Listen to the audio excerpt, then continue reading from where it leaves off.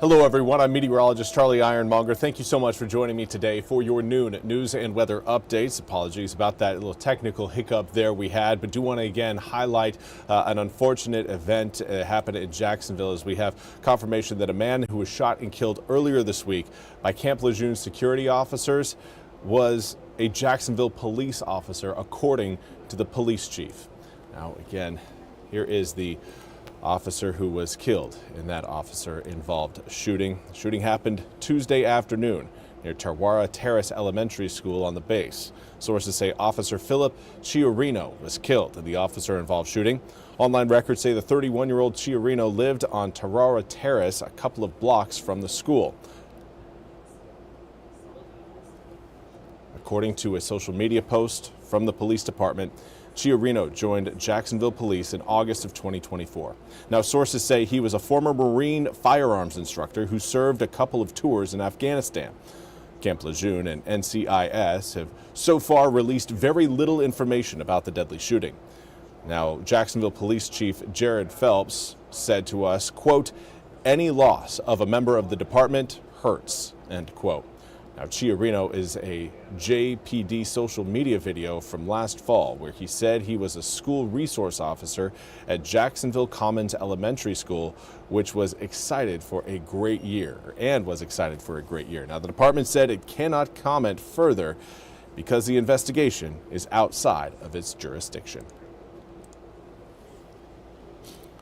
And now we want to turn our attention to weight loss scams and how they have been spreading across parts of the country. NBC's Emily Ikeda has more. All these faux Ozempic ads need to stop. This morning, a new alert about weight loss drug scams. The Better Business Bureau warning consumers that a growing number of fake ads and websites are flooding social media, with scammers impersonating doctors, setting up phony pharmacies, and in some cases, even creating deep fake videos featuring celebrities like this one, which appears to show Oprah promoting a natural pink salt weight loss drug. Ladies, let me show you how easy it is to make this new pink salt plus ice recipe. According to the Better Business Bureau, over just 2 months, they received more than 170 complaints about a pink salt supplement called Lipomax, with many of the customers reporting they were duped into buying the product after seeing the AI Oprah endorsing it. Oprah, who is not involved with Lipomax, writing last year, "Every week my lawyers and I are playing whack-a-mole with fake AI videos of me selling everything from gummies to pink salt," adding, "If you see an ad with my face on a product, it's fake." NBC News has attempted to reach Lipomax for comment. The Better Business Bureau says the company told them the AI-generated videos are not endorsed or produced by them. How prolific is this right now?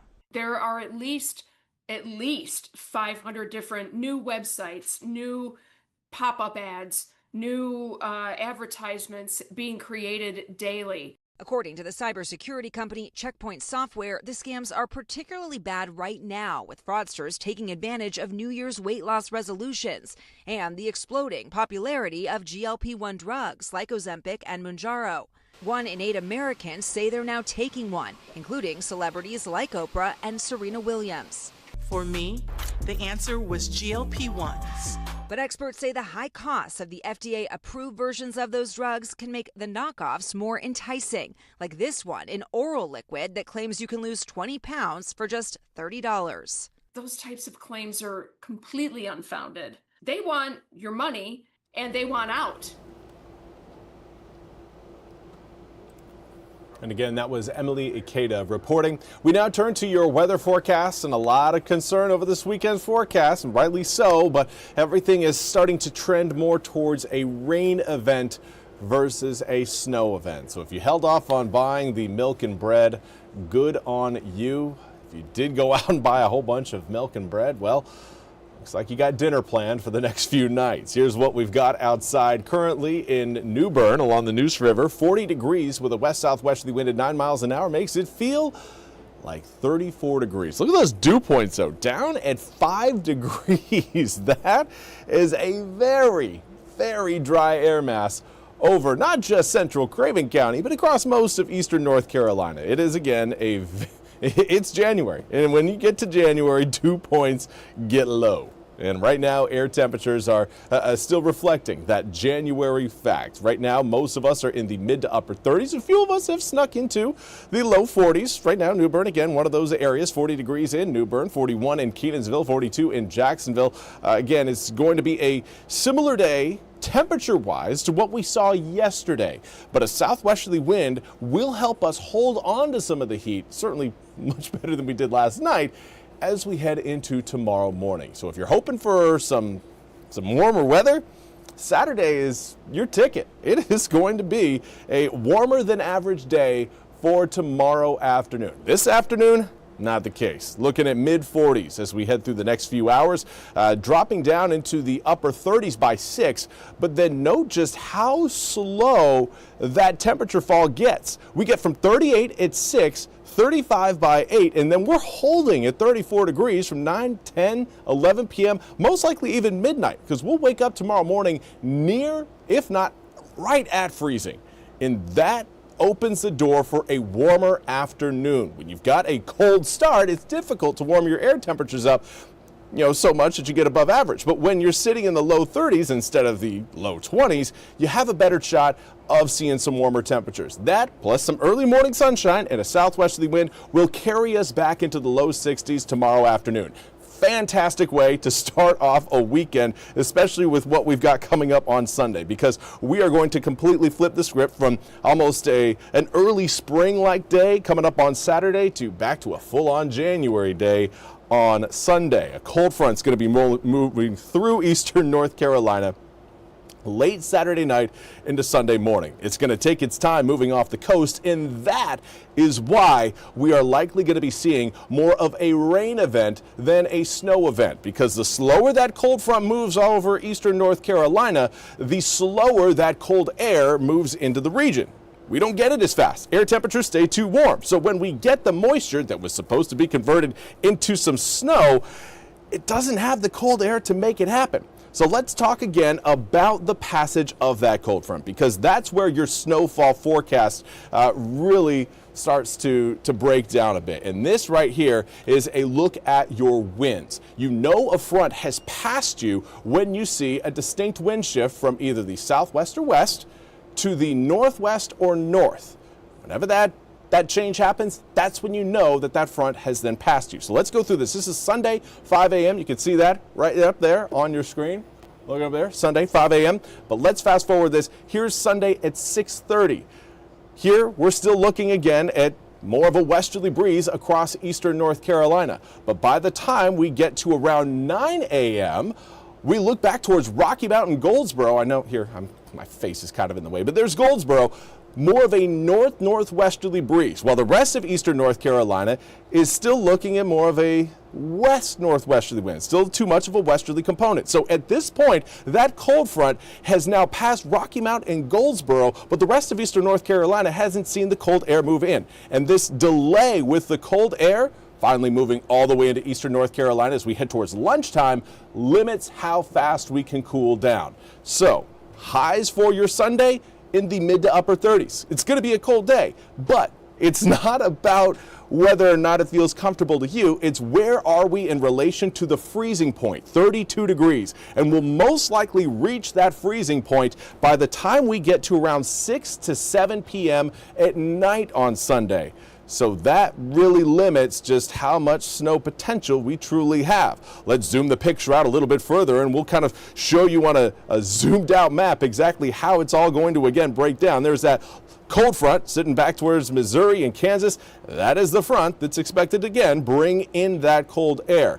It will bring a little bit of rain to the east late Saturday night to early Sunday morning. That was never truly a big concern. It's how fast does the cold air get here? And with the rain showers still present over the east at 9 a.m., we are still looking at that cold front being present at least near the coast by 9, moving off the coast as we head towards noon. And with that, even though we will see some snowflakes come down, it's not going to stick to the ground. At least it's not going to stick in an impactful way to road surfaces through most of eastern North Carolina. This is a picture Sunday at 4.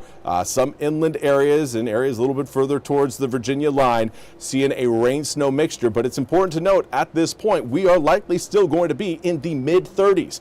35, 34, maybe 33 degrees. And while those snowflakes will help bring air temperatures down, it's not going to be enough to send all of our ground temperatures down to or below 32 degrees. So this has really been a system that we've seen show up earlier in the week with all the makings of a snow event in eastern North Carolina. With that cold air hitting the brakes, not coming in as quickly as we had previously thought, it's not going to turn the rain that was supposed to be snowflakes into those snowflakes quite as fast as I'm sure many snow lovers out there will want. Now, as that whole system exits, again, it'll be pulling away from the east by the time we reach 7 to around 8, maybe 9 p.m. And at that point, yeah, air temperatures are going to be down at or below freezing.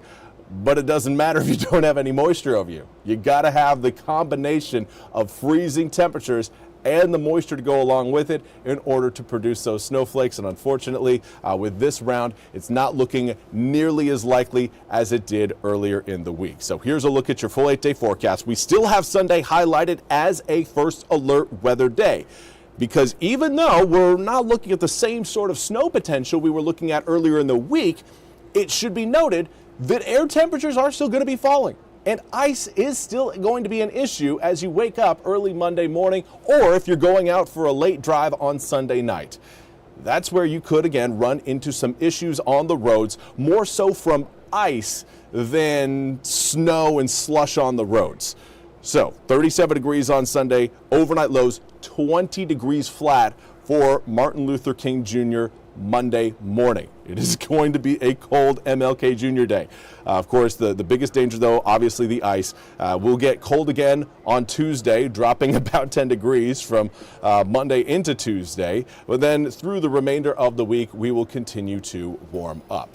So hopefully, again, I have explained it to you in a way you guys understand, but as far as snowfall goes, I'm always going to root for it. I love the snow. It just the sound of it is so peaceful.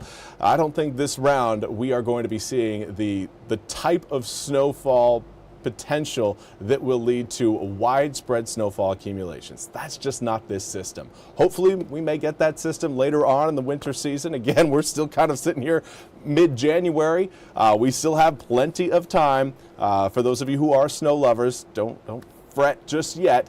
But for now, it doesn't look like we're going to be seeing the type of widespread, impactful snow that I know we were mentioning earlier in the week. Now, I do want to say good afternoon to Amanda Bloom. Again, hopefully everybody, like Amanda's wishing, everybody stays warm. Also want to give a shout out to Darnett Gardner. I know, Darnett, I was looking forward to some snow too.